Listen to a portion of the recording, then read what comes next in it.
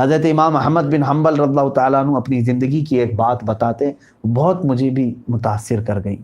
فرماتے ہیں کہ ایک بار آپ کو کوڑے مارے گئے تھے، 100 کوڑے مارے گئے تھے، جس کی وجہ سے آپ کی پیٹھ چھل گئی تھی، آپ جو ہے جھک کر کے چلے جا رہے تھے درد اور شدت کی وجہ سے۔ راستے میں ایک ڈاکو ملا، اس کا کچھ نام بھی ہے، ڈاکو چوری میں اس کا بڑا نام تھا، چوری میں بڑا نام تھا۔ سنیے کتنی بات ہے، حضرت امام احمد بن حنبل کہتے ہیں اس ڈاکو نے مجھے پوری زندگی کا سبق دیا ہے۔ حضرت امام احمد بن حنبل فرماتے ہیں راستے میں وہ ملا، کہا احمد بن حنبل ذرا آؤ، میں تم سے ایک پتے کی بات کرتا ہوں۔ کہا کہ کیا بات ہے؟ کہا کوڑے کھا کے آئے ہو؟ کہا ہاں 100 کوڑے مارے گئے۔ اس نے کہا، اس نے چوری کرتا ہوں پکڑا جاتا ہوں، چوری کرتا ہوں پکڑا جاتا ہوں، چوری کرتا ہوں پکڑا جاتا ہوں، اور جب جب پکڑا جاتا ہوں کوڑے کھاتا ہوں۔ اب تک میں نے 15,000 کوڑے کھائے۔ کتنے؟ اللہ اکبر۔ امام احمد بن حنبل سے وہ کہہ رہا ہے 15,000 کوڑے کھانے کے بعد بھی میں نے چوری اب تک نہیں چھوڑی۔ اے احمد بن حنبل، 100 کوڑے کھا کر کے تم حق کو نہیں چھوڑ دینا۔ جب میں چوری جیسے گناہ کو نہیں چھوڑا اتنے کوڑے کھا کر کے، تو تم صرف 100 کوڑے پر ہی حق بات کو چھوڑ مت دینا، تم اپنے پر جاری رکھو۔ حضرت امام احمد بن حنبل کہتے ہیں کہ جب برائیوں پر اتنے کوڑے کھا کر کے بھی کوئی برائی سے لگا رہتا ہے تو میں حق کے ساتھ ظلم سہ کر کے کیوں نہ لگا رہا ہوں۔ آج اسی کی بات ہمیں سمجھانے کی ضرورت ہے اور سمجھنے کی بھی ضرورت ہے۔ علماء دبکے ہوئے بیٹھے ہیں، بہت سارے ہمارے مشائخ ہیں یا بڑے ہیں جن کو آج قیادت کرنی چاہیے تھی، وہ خوف کے مارے تھر تھر کر رہے ہیں کہ نہ جانے ہمارے ساتھ کتنے معاملات کریں گے۔ ہوگا ہی، خود ہمارے اوپر انہوں نے کیس رکھے ہیں، کتنے مقدمات میں ہم کو گھما رہے ہیں، آپ جانتے ہیں ان چیزوں پر کیا قصور ہیں ہمارے۔ رسول کریم صلی اللہ تعالیٰ علیہ وسلم کے متعلق کھڑے ہونا کوئی جرم ہے؟ میں اپنے نبی صلی اللہ تعالیٰ علیہ وسلم کی عظمت اور رسالت، ناموں سے رسالت کے لیے اگر کھڑا ہوا تو خود میرے اوپر تقریباً انہوں نے کتنے مقدمے دائر کیے۔ یہ میرے لیے عیب کی بات نہیں، عیب اس وقت ہوگا جب میں کسی کا قتل ناحق کر کے جاؤں، معاذ اللہ رب العالمین، اللہ کبھی نہ کرے۔ چوری ڈکیتی یا کسی برے کام میں کوئی جیل جائے تو اور رسوائے زمانہ ہے، لیکن الحمدللہ حق کا اعلان کرتے ہوئے اور ناموں سے رسالت کے لیے بات کرتے ہوئے اگر کوئی گیا تو میں سمجھتا ہوں وہ شہادت کے مقام پر جا رہا ہے، کوئی عیب کی بات نہیں۔ اور اسی خوف سے اگر تم یہ حق بات چھوڑتے رہ جاؤ گے تو پھر زمانہ تمہیں اس قدر بزدل بنا دے گا جیسے آج کے حالات ہیں، جو تمہیں وہ کہا جائے گا وہ سب چیزیں کرنی پڑ جائیں گی۔ اسپین کے یہی حالات ہیں، اسپین میں نام تک مسلمان رکھنے نہیں دیتے، جہاں ہماری 700 سالہ اسلامی تاریخ ہے، آج وہاں مسلمان ہیں لیکن اسلامی نام کے ساتھ نہیں، پہچان بھی نہیں سکو گے آپ، وہ بس مسلمان ہیں، وہ کہتے ہیں مسلمان ہیں لیکن ان کے نام تک نہیں۔ کیوں؟ ہر وہ چیز وہ لے رہے ہیں جس کو سیکولرزم کہا جاتا ہے۔ جب بزدلی گھر کر جاتی ہے تو آدمی اپنا سب کچھ داؤ پہ لگا دیتا ہے۔ یاد رکھو میرے عزیزو، جب یوسف علیہ السلام کی زندگی ہمارے لیے بہت بڑی آئیڈیل بھی ہے، وہ 14 سال انتظار میں رہے کہ میرا مولا ایک نہ ایک دن مدد نازل فرمائے گا، اور اللہ قرآن میں فرماتا ہے وَكَذَلِكَ مَكَّنَّا لِيُوسُفَ فِي الْأَرْضِ، پھر ہم نے یوسف کو زمین پر تمکنت عطا کی، یعنی یہ اختیار عطا کیا، کہاں جیل میں رہنے اور کہاں سیدھے وزیر اعظم، وزیر کی کرسی پر۔ وہ مولا بے حساب عطا کرتا ہے، اس کی حکمتیں نہیں جان سکتے کہ کب وہ کہاں سے اٹھا کر کہاں رکھے گا۔ نبی کو نبی کے گھر سے کنویں تک لایا، اور کنویں سے بازار میں، بازار سے زلیخا کے گھر میں، زلیخا کے گھر سے جیل میں، اور جیل سے سیدھے بادشاہ کے وزیر اعظم کے تخت پر۔ کیا کبھی اس طرح کا سفر آپ نے دیکھا ہے؟ حضرت یوسف علیہ السلام کو پھر بادشاہ مصر نے اپنا تخت دے دیا اور وہ خود دستبردار ہو گیا۔ یوسف علیہ السلام تخت مصر پر قائم رہے۔ پھر ایک زمانہ ایسا بھی آیا کہ روایت ملتی ہیں زلیخا کو بھی حضرت یوسف علیہ السلام نے معاف کر دیا، اور پھر وہ بوڑھی ہو چکی تھی، ان سے نکاح بھی فرمایا، روایات ہیں۔ تو اس قصے میں اور بھی بہت ساری چیزیں ہیں۔ یہاں ایک اچھی بات مجھے یہ ملتی ہے کہ آخر مفسر شہیر علامہ احمد یار خان عیمی رحمۃ اللہ علیہ فرماتے ہیں یوسف علیہ السلام کے بھائیوں کو गुनाह करने के बाद भी, यानी नबी की तौहीन तो अल्लाह बर्दाश्त, यानी अल्लाह तबारक व तआला नहीं ये माफ़ करता है। अक्सर जगहों पर यह है, नबी की तौहीन करने वाले मुनाफिकीन, उनके दिलों पर मोहर लगा दी जाती है। लेकिन यूसुफ अलैहिस्सलाम के साथ जुल्म हुआ कि नहीं भाइयों, उसके बावजूद वो माफ़ किए गए और जन्नत में जाने वाले। उसमें एक सोचने की बात है कि जाहिर सी बात है मुफस्सिरीन की नज़रें कहाँ तक जाती हैं। वो फरमाते हैं इन भाइयों ने जो काम किया था, यूसुफ अलैहिस्सलाम को कुएं में डाला था, लेकिन किस वजह से डाला था वो पता है तुम्हें? याकूब अलैहिस्सलाम की नज़र में महबूब बनने के लिए, यानी एक नबी की कुर्ब हासिल करने के लिए दूसरे नबी को इन्होंने तकलीफ दी, इसीलिए इनको माफ़ कर दिया गया। तो नबी के कुर्ब में, नबी की मोहब्बत हासिल करने के लिए जब किसी से ऐसी ख़ता हो जाए तो भी अल्लाह उसे माफ़ फरमा देगा। ये मुफस्सिरीन ने फरमाया। अल्लाह रब्बुल इज़्ज़त कहने सुनने से ज़्यादा हमें अमल की तौफ़ीक़ अता फरमाए। और भी बहुत सारी बातें हैं, वक्त काफ़ी हो चुका है, सवालात भी बाकी हैं, इंशाअल्लाह अज़ीज़ फिर किसी मौके पर अर्ज़ करेंगे। अल्लाह ताला यूसुफ अलैहिस्सलाम की ज़िंदगी से हमें बहुत कुछ सीखने और अमल करने की तौफ़ीक़ अता फरमाए। आज का टॉपिक निकाह रखा गया है। सवाल इसमें महर के मुतालिक है। पहला सवाल ये है, महर में देने के लिए सबसे बेहतरीन चीज़ क्या है? महर माल होना चाहिए। महर जो है ये औरत का हक़ है। शरीयत ने ये महर मुकर्रर किया है, तो जो भी बेहतर माल हो सके, चाहे आप सोना दे सकते हैं, चांदी दे सकते हैं या रकम दे सकते हैं, लेकिन बेहतरीन महर वो है जो औरत की ख्वाहिश के मुताबिक हो। लेकिन औरत भी इतनी लंबी ख्वाहिश ना करे, बल्कि वो अपने होने वाले शोहर की हैसियत और इस्तिताअत के मुताबिक देख करके महर, दोनों ज़ौजैन की रज़ामंदी से ही महर मुतय्यन होता है। तो महर में कोई भी चीज़ रख सकते हैं। अब यहाँ पर एक सवाल ये भी है, हुज़ूर सल्लल्लाहु ताला अलैहि वसल्लम ने महर में क्या क्या चीज़ें दी थीं? रसूल करीम सल्लल्लाहु अलैहि वसल्लम का महर क्या था? इसके मुतालिक एक हदीस पाक सही मुस्लिम में है, आयशा सिद्दीक़ा रज़ियल्लाहु अन्हा से। आप फरमाती हैं रसूल करीम सल्लल्लाहु ताला अलैहि वसल्लम जब निकाह फरमाएं, अब वो मैं हिसाब बताऊंगा तो हिसाब आपको मालूम होना चाहिए कि क्योंकि पुराने औज़ान हैं, पहले के वज़न हैं। फरमाती हैं रसूल करीम सल्लल्लाहु ताला अलैहि वसल्लम ने अपनी अज़वाज मुतहरात को जो महर अता फरमाया है वो औक़िया जो है एक वज़न है। औक़िया एक वज़न है। फरमाती हैं कि 12.5 औक़िया चांदी हुज़ूर सल्लल्लाहु ताला अलैहि वसल्लम अपनी अज़वाज मुतहरात को महर में अता फरमाए। 12.5 औक़िया। औक़िया क्या चीज़ है? अब के ज़माने में वो कितना है ये मालूम करना ज़रूरी है। एक औक़िया होता है 130 ग्राम 636 मिलीग्राम। समझ रहे हैं आप? 130 ग्राम 636 मिलीग्राम एक औक़िया का ये वज़न है। अब आप 12.5 औक़िया का वज़न कर लें कितना होता है। तो तकरीबन मैंने एक लगभग अंदाजे में अभी जो कैलकुलेट किया है, तो पूरा मैं ये मिलीग्राम में मैं नहीं लाया हूँ, लेकिन तकरीबन की बात कर रहा हूँ।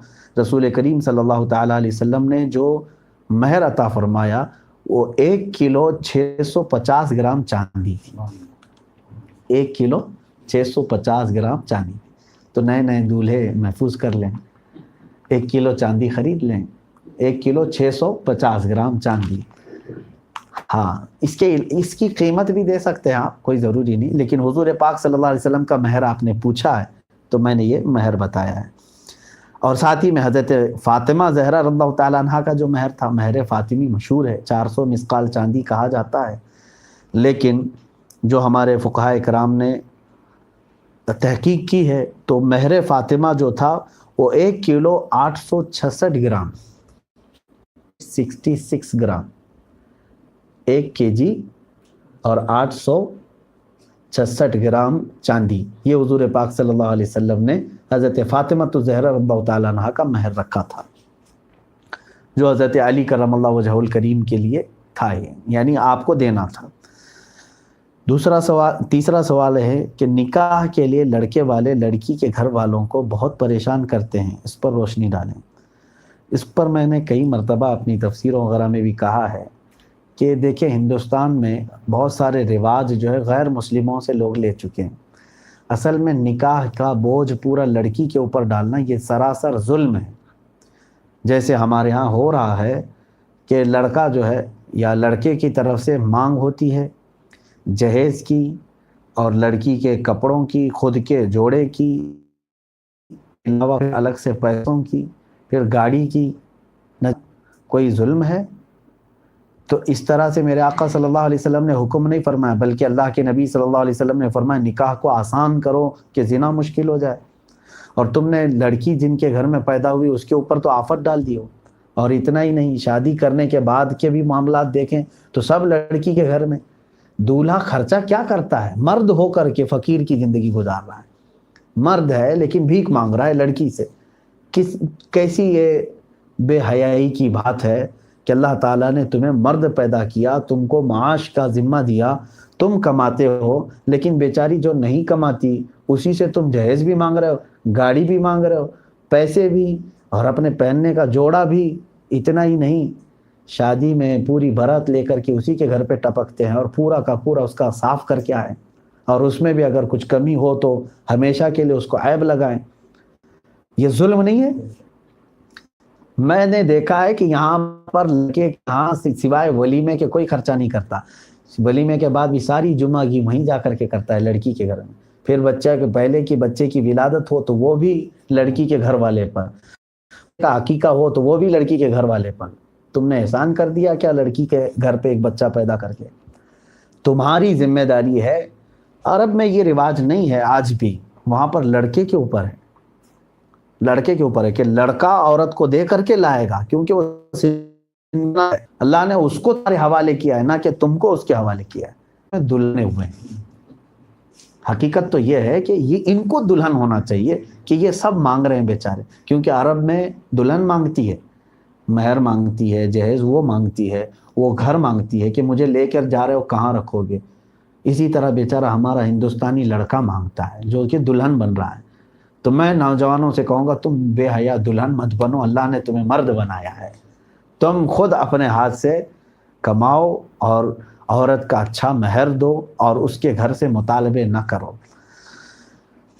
اسلامی رواج اور شریعت میں ایسی کوئی چیز نہیں۔ ہاں، اس کا باپ، لڑکی کا باپ جو خوشی سے دے دے اس کو لے کر کے آؤ، کہ یہ بھی سنت ہے کہ وہ گھر گرہستی کی چیزیں باپ خوشی سے اپنی بیٹی کو دیتا ہے تو وہ لے کر کے آئے، اس میں کوئی حرج نہیں، لیکن مطالبہ کرنا ناجائز ہے۔ عورت کے گھر سے اس طرح کی فرمائشیں کرنا، فلاں چیز چاہیے، فلاں چیز چاہیے، یہ ہمارے ہاں غیر مسلموں سے آیا ہے۔ میں مسلمانوں سے گزارش کروں گا ہرگز ہرگز اس بلا میں نہ پڑو، ورنہ اللہ تعالیٰ تمہیں حقیر اور ذلیل بنا دے گا۔ کیونکہ حدیث میں ہے جس نے عورت کے مال کو دیکھ کر کے نکاح کیا، میرے آقا صلی اللہ علیہ وسلم نے فرمایا ان قریب اللہ تعالیٰ اس کو محتاج بنا دے گا، بھکاری بن کر کے رہو گے۔ اور ایک سوال یہ، آج کے دور میں انگیجمنٹ کے بعد بہت سے لوگ ایک دوسرے سے بات کرنے لگ جاتے ہیں، کیا یہ جائز ہے؟ بھائی یہ انگیجمنٹ کا مطلب سمجھ رہے ہیں آپ کہ بس ایک شادی پکی کرنے کی بات ہے، نہ کہ شادی ہوئی، شادی پکی کرنے کی۔ اگر وہ انگیجمنٹ ٹوٹ گئی تو تمہاری ساری باتیں بھی ختم ہو جائیں گی، کیا کیا باتیں کر چکے تھے، اور اس کے بعد پھر وہ سب کیا عقل آپ کی تسلیم کرتی ہے جو آپ کی بیوی ابھی بنی نہیں، اس سے بیوی جیسے بات کرنا؟ اسلام میں اس چیز کی اجازت نہیں۔ ایک بات یاد رکھو، تم ہزار چھپ کر کے بات کرو یا علل اعلان بات کرو، اللہ شاہد ہے، اللہ دیکھ رہا ہے۔ تو مجھے دکھانے کے لیے یا کسی کو دکھانے کے لیے اس پر نہیں، بلکہ اللہ رب العزت شاہد ہے، وہ دیکھ رہا ہے تمہیں جس چیز کی اجازت دی۔ اتنا بھی صبر نہیں، ابھی منگنی ہوئی، زندگی پوری پڑی ہے بات کرنے کے لیے آپ کو۔ بیوی لاؤ، روزانہ اس کے ساتھ 4 گھنٹے بات کرو، کیا حرج ہے؟ لیکن یہ دیکھنے کو ملتا ہے جتنی باتیں ہیں وہ سب شادی سے پہلے ہی کی ہیں۔ انگیجمنٹ سے شادی کے بیچ کا جو وقفہ ہے وہ تقریباً پوری زندگی کی باتیں وہیں کر چکے ہوتے ہیں۔ کیونکہ یہ بھی سوالات بہت آتے ہیں ہمارے پاس عورتوں کے کہ ہمارا شوہر 5 منٹ بھی دیتا نہیں ہم کو، گھر میں بیٹھتا ہی نہیں ہے، آتا ہی نہیں ہے۔ تو میں نے یہی کہا یہ صاحب جتنا بات کرنا تھا وہ تم سے انگیجمنٹ کے بعد کر چکا ہے، اب کیا کرے گا بیچارہ. ہاں جنہوں نے بات نہیں کیا اللہ تبارک و تعالیٰ ان کے دلوں میں محبت رکھے. اب یہاں پر ایک طریقہ ایک صاحب نے اور بھی سوال کیا ہے, اسی سوال کو میں اس میں جوڑ کر کے کہہ دوں گا. آج کل کیونکہ کمیونیکیشن بڑھ چکی ہیں تو جب انگیجمنٹ ہو جائے, سوال انہوں نے کیا دولہا انگیجمنٹ اپنے سسر اور ان کے چند گواہوں کے سامنے نکاح کر لے اور یہ کہہ دے کہ قبول ہے تاکہ آگے چل کر کے اپنی ہونے والی دلہن سے بات کر سکے, تو کیا یہ جائز ہے؟ بالکل یہ بہت اچھا طریقہ ہے. میں تو یہ کہتا ہوں کہ انگیجمنٹ جب ہو رہی ہے, آپ ویسی بھی انگیجمنٹ ہلکی پھلکی کہاں کر رہے ہیں آج, اس کے لیے بھی ہال بک کر رہے ہیں, دعوت دے رہے ہیں, ساری تقریباً ایک شادی کے جیسے کر رہے ہیں. تو کیوں نہ ان دونوں کو بٹھا کے قبل تو کہلا دیں, قبول ہے کہلا دیں, ہو گیا وہ دونوں ایک دوسرے کے لیے حلال ہو گئے. جب رخصت کرنا ہے ہو سکتا ہے ایک اور ریسیپشن رکھ لیں شادی کی. یہ اگر دو گواہ وہاں پر موجود ہیں, اب سسر ہو یا نہ ہو ضروری نہیں ہے, لیکن آپ کے اور آپ کی بیوی کے درمیان دو گواہ ہیں وہاں پر انگیجمنٹ کے بعد, اور لوگ جان بھی رہے ہیں, اسی وقت اگر ایجاب و قبول ہو گیا تو وہ نکاح ہی ہو گیا. اس کے بعد آپ کھل کر کے بات کرو, آپ کی بیوی ہے وہ شرعی بات کر سکتے, آپ صبح بات کرو, دوپہر میں بات کرو, رات میں بات کرو, کل بات کرو. یہ طریقہ اچھا ہے کہ انگیجمنٹ میں ہی ایجاب و قبول ہو جائے, اور جب اس کو عورت کو لانا ہے تب پھر آپ کوئی شادی کا دن مقرر کر کے عورت کو رخصت کرو. ایسا بھی حضور اکرم صلی اللہ تعالیٰ علیہ وسلم نے حضرت عائشہ صدیقہ رضی اللہ تعالیٰ عنہ کے ساتھ ایسے ہی فرمایا. پہلے 3 سال پہلے ماں عائشہ صدیقہ رضی اللہ تعالیٰ عنہ سے حضور کا نکاح ہوا, لیکن حضور کے حرم میں وہ آئی نہیں. 3 سال کے بعد وہ رخصت ہو کر حضور صلی اللہ علیہ وسلم کے حرم میں تشریف لائیں. تو اس طرح بھی آپ چاہیں تو کر سکتے ہیں. اب سوال ایک یہ ہے, شادی میں بہت سے رسم و رواج کرتے ہیں جیسے کہ ناریل پھوڑنا, جلوہ ڈالنا, کیا یہ سب حدیث سے ثابت ہے؟ دیکھیں, ناریل بھی پھوڑو, انڈے بھی پھوڑو, جو کچھ بھی کرنا ہے آپ کو میں لمٹ آپ کو بتا دوں, کیونکہ شادی جو ہے یہ خوشی کا وقت ہوتا ہے. جیسے مہندی لگانا, ہلدی لگانا, یہ سب ہمارے یہاں کے رواج ہیں. یہ ضروری نہیں کہ پوری دنیا میں ہلدی لگ رہی ہوں, ہمارے علاقے میں ہوتی ہیں, ہندوستان میں پھیلی ہوئے ہیں. شریعت ایسی کسی بھی رسم کو منع نہیں کرتی جو قرآن و حدیث سے نہ ٹکرا رہی ہو. بات سمجھ میں آ رہی؟ خوشی آپ کے لیے جائز ہے, بس اتنا دیکھیں کہ شریعت کے خلاف کوئی چیز تو نہیں جا رہی. ہاں, ہلدی کھیلنے میں, آپ لیمو کھیلنے میں, کہیں لڑکیوں کے ساتھ عورتوں کے ساتھ بے تکلف ہو گئے, خلط ملط ہو گیا, ایک حرام کام آپ نے کیا, اور ایسا رسم جائز نہیں. باقی آپ سارے لوگ ہلدی ایک آپ کر رہے ہیں, وہاں ضیاء بھی نہ ہو. آپ اگر ہلدی چہرے وغیرہ پہ گورے ہونے کے لیے لگاتے ہیں تو خوب لگائیں, سارے ایک دوسرے کو لگا لیں. اس رسم میں کوئی وہ نہیں, شریعت اس کو منع نہیں کر رہی ہے. اسی طرح سے اب یہ جلوے کی بات ہے, جلوہ کیا چیز؟ وہی جو رخصتی کے وقت جو عورتیں گیت گاتی ہیں, یہی کوئی حرج نہیں. پہلے مجھے وہ شعر سننا پڑے گا کہ عورتیں گاتی کیا ہیں.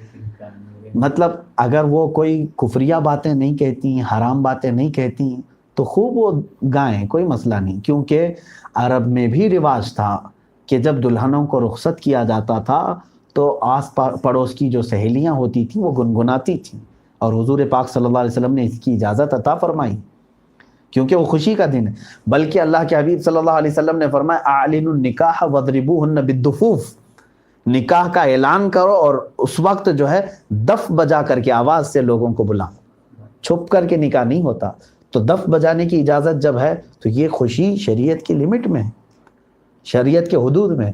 تو میں نے ہر ایک, اب کیا کیا میں رسم و رواج آپ کو بتاؤں کہ بہت ساری جگہوں پر وہ ہے, یہ ہے, یہ ہے. ایک فارمولہ بتا دیا کہ کوئی ایسا رسم جس میں حرام کاری ہو رہی ہو اس سے بچیں, باقی کوئی بھی خوشی آپ کر سکتے ہو کریں.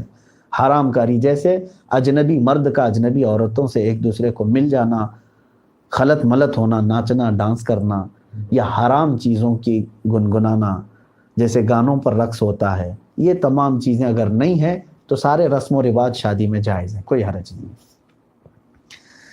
اور سوال ہے, کیا نکاح کے لیے بنا داڑھی والا انسان کی گواہی لے سکتے ہیں؟ ہاں لے سکتے ہیں, لیکن اس داڑھی والے کو کہیں کہ آئندہ چل کر داڑھی رکھ لے, سنت ہے. دوسرے مذہب کے لڑکی یا لڑکے سے شادی کرنا اسلام میں کیسا ہے؟ ناجائز ہے، آپ کی شادی ہوگی ہی نہیں جب تک کہ وہ اسلام قبول نہ کرے۔ دوسرے مذہب کے ساتھ تمہارا نکاح ہی نہیں ہوا، بلکہ وہ زنا ہے، کیونکہ اللہ تعالیٰ نے فرمایا وَلَا تَنكِحُوا الْمُشْرِكَاتِ حَتَّى يُؤْمِنْ، تم مشرکوں سے ہرگز نکاح نہ کرو جب تک کہ وہ ایمان نہ لائیں۔ اور اللہ نے فرمایا وَلَعَبْدٌ مُؤْمِنٌ خَيْرٌ مِّن مُشْرِكٍ، اگرچہ تم کو وَلَوْ أَعْجَبَكُمْ، اگرچہ تم کو کوئی کافر پسند آئے، لیکن اللہ فرماتا عبد مؤمن خیر، مومن بندہ سب سے تو بہتر ہے تمہارے لیے۔ وہ لڑکی کے لیے بھی فرمایا گیا، لڑکے کے لیے بھی، اور مومنہ عورت تمہارے لیے سب سے بہتر ہے۔ ہاں اگر کوئی اسلام میں آ چکے ہیں، جیسے بہت سارے لوگ یہ سمجھتے ہیں کہ یہ بھی ایک ثواب کا کام ہے، سارا ثواب کا کام کسی عورت کو نکاح کرنے میں ہی کچھ نوجوان سمجھتے ہیں کہ وہ تھی نان مسلم، میں نے اس کو اسلام قبول کروا دیا ہے، وہ مسلمان بنی ہے۔ میرے عزیزوں، صرف شادی کے لیے اگر کوئی اسلام آیا ہے تو وہ پتہ نہیں اسلام کب تک ٹھہرتا ہے۔ اب اگر کوئی توبہ کر بھی لیتا ہے تو شریعت نے یہاں پر وہ بھی ایک ہمارے پاس سسٹم رکھا ہے کہ 6 مہینے انتظار کیا جائے، کیونکہ توبہ کے آثار ظاہر ہونا چاہیے کہ وہ سیریس ہے یا نہیں، یا تو پھر وقتی طور پر توبہ کیا ہے۔ تو اگر کوئی اسلام بھی لایا ہے تو اس کو 6 مہینے انتظار کریں، اور چاہیں تو اس کے بعد نکاح کر لیں۔ سوال یہ ہے اگر دولہا جہیز نہ لے اور مہر بھی ایسا دے کہ ہونے والی زوجہ کو اتنے سورے یاد کروائے گا اور دلہن بھی اس چیز سے راضی ہے، تو ایسا مہر کیسے ادا کیا جائے؟ کیونکہ مہر شادی سے پہلے ادا کرنا ہوتا ہے۔ حدیث پاک میں اس کا ذکر تو ہے۔ حضور اکرم صلی اللہ علیہ وسلم کے پاس ایک خاتون آئی، یہ ابھی حدیث ہم نے ابھی پڑھی، انہوں نے کہا کہ میرا نکاح آپ چاہیں تو کر لیں۔ حضور صلی اللہ علیہ وسلم نے توجہ نہیں فرمائی۔ محفل میں بیٹھے ہوئے ایک صحابی تھے، انہوں نے کہا یا رسول اللہ صلی اللہ علیہ وسلم، اگر آپ رغبت نہیں رکھتے تو مجھے نکاح کروا دیں۔ اللہ کے حبیب صلی اللہ علیہ وسلم نے فرمایا ٹھیک ہے، تمہارے پاس کچھ مہر ہے دینے کے لیے؟ انہوں نے کہا میں غریب ہوں، کچھ بھی نہیں ہے۔ کہا جاؤ ایک انگوٹھی اگر مل جائے تم کو، لوہے کی انگوٹھی ہو تو لے آؤ، مہر میں کچھ تو دینا ہوگا۔ انہوں نے کہا میرے پاس لوہے کی انگوٹھی تک بھی نہیں۔ سب چلے گئے محفل میں۔ حضور اکرم صلی اللہ علیہ وسلم نے اس صحابی سے پوچھا حل معک من القرآن، کیا تمہارے پاس تم کو قرآن کی کوئی سورہ یاد ہے؟ انہوں نے کہا ہاں کذا و کذا، یہ سورتیں یاد ہیں۔ کہا جاؤ اس خاتون کو وہ سورتیں یاد کراؤ، یہی تمہارا مہر ہے۔ تو قرآن کی تعلیم کو حضور صلی اللہ علیہ وسلم نے مہر مقرر فرمایا۔ تو امام شافعی رضی اللہ تعالیٰ عنہ کے مذہب میں یہ ہے کہ تعلیم اس پر اجرت ہوتی ہے، اور وہ اجرت جو ہے وہ مہر مقرر کیا جائے۔ لیکن امام اعظم ابو حنیفہ رضی اللہ تعالیٰ عنہ کے نزدیک یہ نہیں ہے۔ مہر ہمارے ہاں کوئی قیمت والی چیز ہی ہونی چاہیے، اور کم سے کم مہر، سوال یہاں پر یہ بھی ہے اقل مہر کیا ہے، کم سے کم کتنا دینا چاہتا ہے؟ یعنی 1 روپے 2 روپے نہیں، شریعت میں کم سے کم مہر کی مقدار 10 درہم ہے۔ 10 درہم فی زمانہ کتنا ہوتا ہے؟ 3 گرام 265 ملی گرام چاندی، 3 گرام چاندی 3.265، سمجھ میں آ گیا؟ یہ چاندی اتنا جو ہے 1 درہم کی مقدار ہے۔ یہ 1 درہم چاندی 3 گرام 265 ملی گرام کی ہوتا ہے 1 درہم۔ اب 10 درہم آپ حساب کر لیں، تقریباً وہ 32 گرام چاندی اور 659 ملی گرام، تقریباً 32 گرام اور 659 ملی گرام چاندی، یہ اقل مہر ہے۔ ابھی مارکیٹ میں کیا چل رہا ہے اس کا وزن آپ سونار سے معلوم کر سکتے ہیں، چاندی 32 گرام کتنی ہوتی ہے، وہ سب سے کم مہر ہے۔ اس سے کم مہر رکھنا جائز نہیں ہے۔ کیا شیخ لڑکا سید لڑکی سے نکاح کر سکتا ہے؟ یہاں پر یہ کفو کے مسائل ہیں، وقت بہت زیادہ ہو گیا ہے۔ شیخ لڑکا سید لڑکی سے نکاح، اس طرح سے جو برادریاں ہیں ہمارے ہاں، خاندان ہیں، اس کا بھی اعتبار کیا گیا ہے۔ اگر لڑکی کم عمر ہے اور سید لڑکی چونکہ اعلیٰ خاندان ہے اور رسول کریم صلی اللہ علیہ وسلم کی آل میں سے ہیں، تو جو بھی سید لڑکی کو نکاح کر کے لائے، نکاح تو ہو جائے گا اگر اس کے ماں باپ کو اعتراض نہ ہو تو۔ اگر لڑکی کے ماں باپ کو اعتراض نہ ہو تو نکاح ہو جائے گا، لیکن یہاں دوسروں کے لیے یہ واجب ہوگا کہ وہ آئی ہوئی آل رسول کا احترام کریں۔ اگر آپ نے اس کا احترام نہیں کیا تو یہاں قصوروار ہوں گے، کیونکہ وہ سید ہیں۔ تو دوسرا جو ہے نکاح تو کر سکتا ہے، لیکن یہ معاملات کی طرف اسے توجہ کرنی چاہیے۔